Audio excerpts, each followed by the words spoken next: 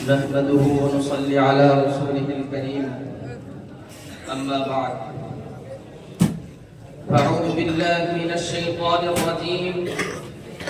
بسم الله الرحمن الرحيم رضي الله عنهم ورضوا عنه أولئك حزب الله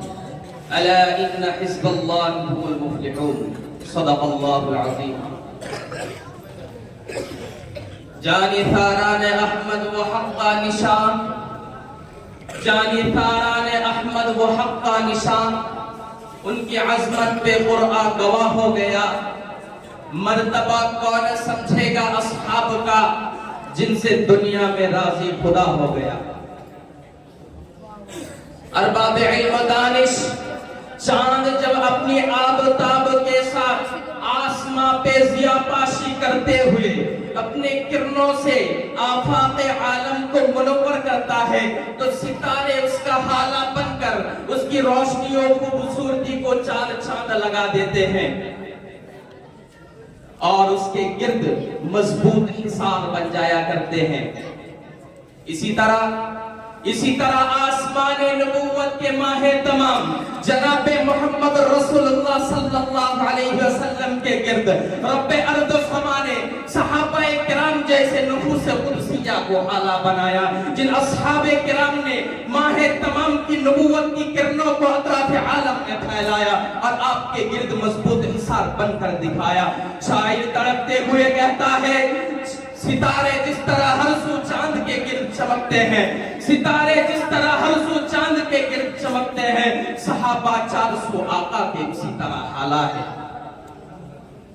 حضرات ذی وقار اس حالہ نبوت پر سب و شتم اور حملہ ہونے میں روافظ ہر دور میں سرے فہرست رہے ہیں بحر الانوار دیکھتا ہوں ملا باقر مجلسی لکھتا ہے نقل کفر نباشت کے تحت بتانے لگا ہوں ملا باقر مجلسی لکھتا ہے معاذ اللہ ثم معاذ اللہ ابو بکر عمر کافر ہے ان سے محبت کرنے والے کافر ہیں اس سے بڑا بدبخت اٹھا محمد بن حسن الصفار اپنی کتاب ترک الدرجات میں لکھتا ہے ابو بکر عمر ملعون ہے اور وہ دونوں کفر شرک میں مبتلا ہے حضرات میں جذبہ ایمانی کے ہاتھوں مجبور قرآن کی عدالت میں کھڑا ہوا قرآن کی طرح دولت کی دستک دی قرآن بول ذرا صحابہ کی عظمت لٹی جا رہی ہے صحابہ کی عزت پہ ڈاکہ پڑا ہے قرآن نے بولا اولئک هم المؤمنون حقا کہیں قرآن نے صدا بلند کی ولکن اللہ حبب الیکم الایمان وزینہ فی قلوبکم وکرہ الیکم الکفر والفسوق والعصیان اولئک هم الراشدون کہیں قرآن نے بولا فإن آمنوا بمثل ما آمنتم به فقد اهتدوا حضرات میں ہمت سے کام لیتے ہوئے سلف کے در دولت میں دستک دی سلف پکار اٹھے شیخ الاسلام ابن تیمیہ رحمہ اللہ منہاج السنہ میں فرماتے نظر آئے فضلت الیہود والنصارى علی الرافضۃ بخصلتین اور یہ رافضی صحابہ کی عظمت پہ زوال کھولنے والے یہ تو یہود و نصارہ سے بھی بدتر ہے سئلت الیہود یہود سے پوچھا گیا من خیر اہل ملتکم قالوا اصحاب موسیٰ کہ اصحاب موسیٰ سب سے بہتر ہے وسئلت النصارى من خیر اہل ملتکم قالوا حوارج عیسیٰ وسئلت الرافضۃ من شر اہل ملتکم قالوا اصحاب محمد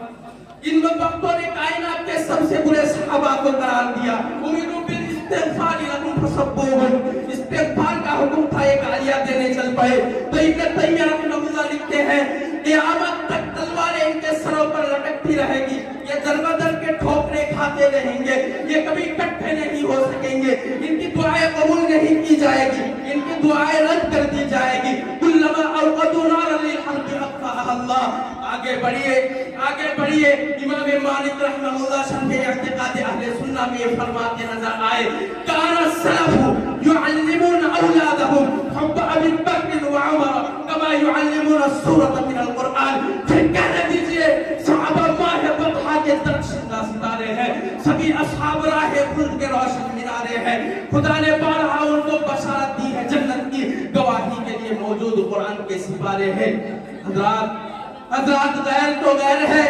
अपनों में से भी बाज़ ने खिलाफत और मुलूकियत लिख कर अपने इल्म रुअब व दबदबा साबित करने की कोशिश की है। तौहीलुल औलिया में इब्न मसऊद रज़ियल्लाहु अन्हु का फरमान मुझे उनका नाक कान बंद करने के लिए काफी और शाफी नजर आया। उलाइका अस्हाबु मुहम्मद कानू अफज़ल मिन हादिहिल उम्मा व अबर्रहा क़ुलूबन व अअमक़हा इल्मन व अक़ल्लुहा तकल्लुफन फ़अरिफ़ू लहुम फ़ज़लहुम। सहाबा की अज़मत को पहचानो, सहाबा की इज्जत को जानो, उनके आथार की पैरवी करो, उनके कदमों की पैरवी करो और उनकी इज्जत करो जिस तरह इज्जत करने का हक है। फ़इन्नहुम कानू अलल हुदल मुस्तक़ीम।